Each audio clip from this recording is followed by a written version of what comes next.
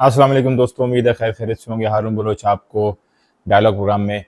Welcome करता है और आज क्विक सी बात करेंगे बलूचिस्तान के हवाले से। आपको अपडेट देनी है, बहुत इंपॉर्टेंट अपडेट ये है कि जब हम डॉक्टर महारंग बलोच के केसेस की बात करते हैं, उनके साथियों के केसेस की बात करते हैं, तो उस वाले से हमें अदालती निज़ाम में शफाफियत बिल्कुल नज़र नहीं आती और आज भी इसका मुजाहरा हमें देखने को मिला है। कहाँ?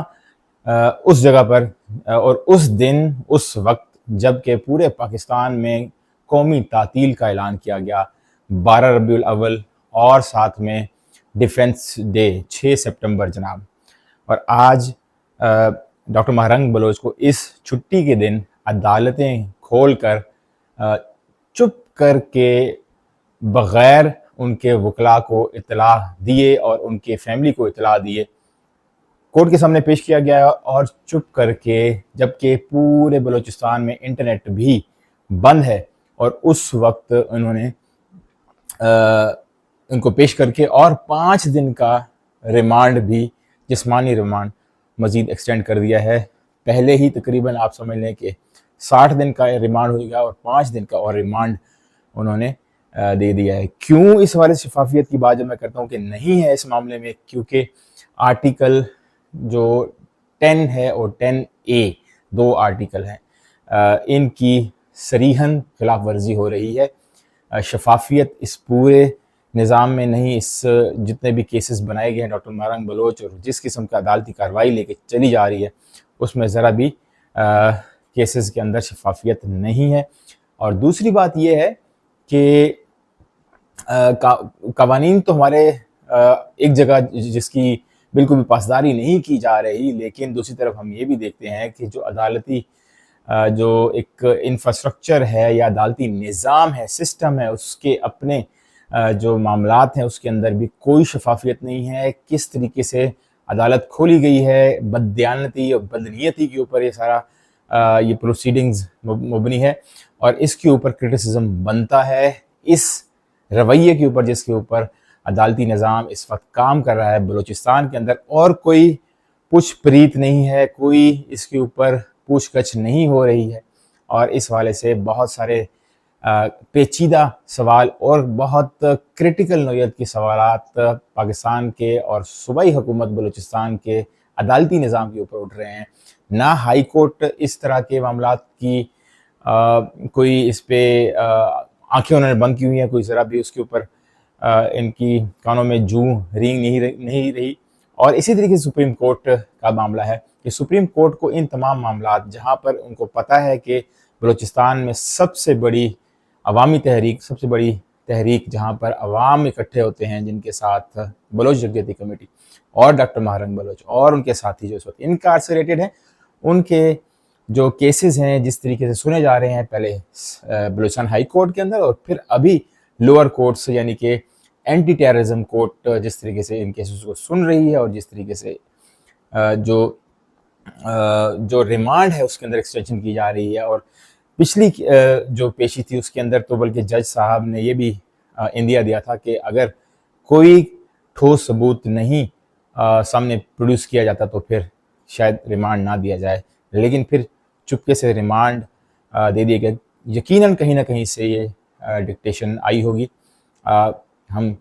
ये नहीं कह सकते कहाँ से आई है, लेकिन डेफिनेटली पाकिस्तान के अंदर कोर्ट्स इस वक्त मैनिपुलेटेड हैं और जजेस उनको माननी पड़ती है, चाहे वो सूबाई हुकूमत की हो या चाहे वो फेडरल गवर्नमेंट की तरफ से अहकाम जारी हों। बहुत अफसोस से ये कहना पड़ता है कि कल तलाल चौधरी साहब जो कि स्टेट मिनिस्टर फॉर इंटीरियर हैं, उन्होंने ये बड़ी खुशाइन सी एक खबर कौमी असम्बली के फ्लोर पे दी थी कि वो बलोच बच्चियाँ जो कि बलोच यकजहती कमेटी और वो माएँ जो बलोच यकजहती कमेटी के साथ एहतजाज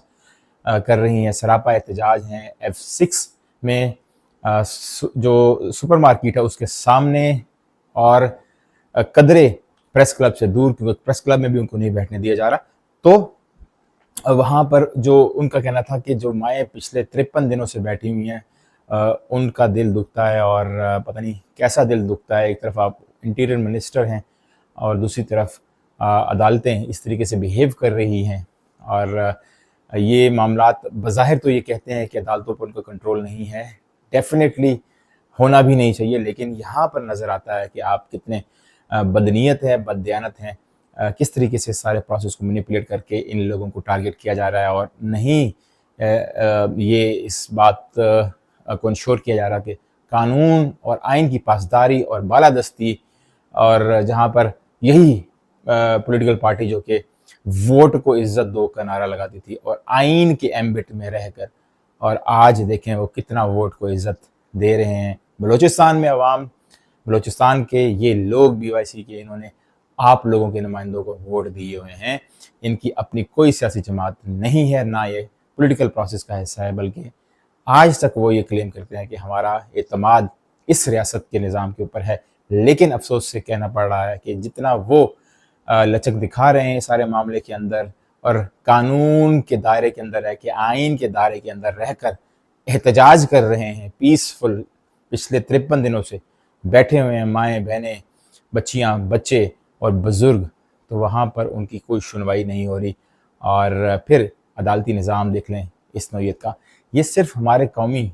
قوانین، ملکی قوانین اور آئین کی خلاف ورزی نہیں، بلکہ بین الاقوامی قوانین کی بھی خلاف ورزی ہے، جو کہ پاکستان نے ریٹیفائی کیے ہوئے ہیں اور ان کو سائن بھی کیا ہوا ہے، جیسے کہ ICCPR، اس کا بھی آرٹیکل 10 ہے،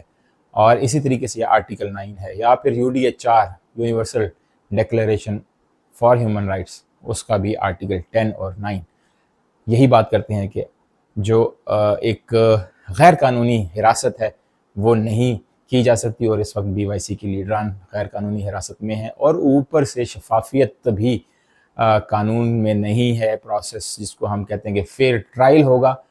وہ بھی نہیں ہے، اور یہ بھی جو UDHR کا آرٹیکل 10 ہے اس کی خلاف ورزی ہے، کیونکہ فیئر ٹرائل انشور نہیں کیا جا رہا۔ تو درخواست کیا ہم کر سکتے ہیں؟ ہم تو عوام کے سامنے یہی اپنی بات رکھ سکتے ہیں کہ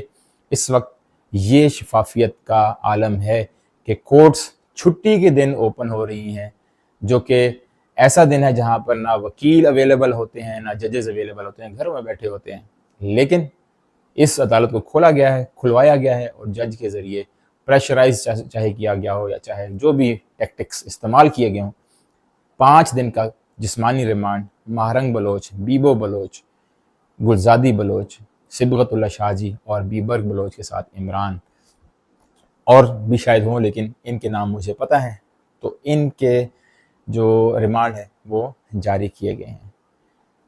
مجھے دیجیے اجازت، اللہ نگہبان۔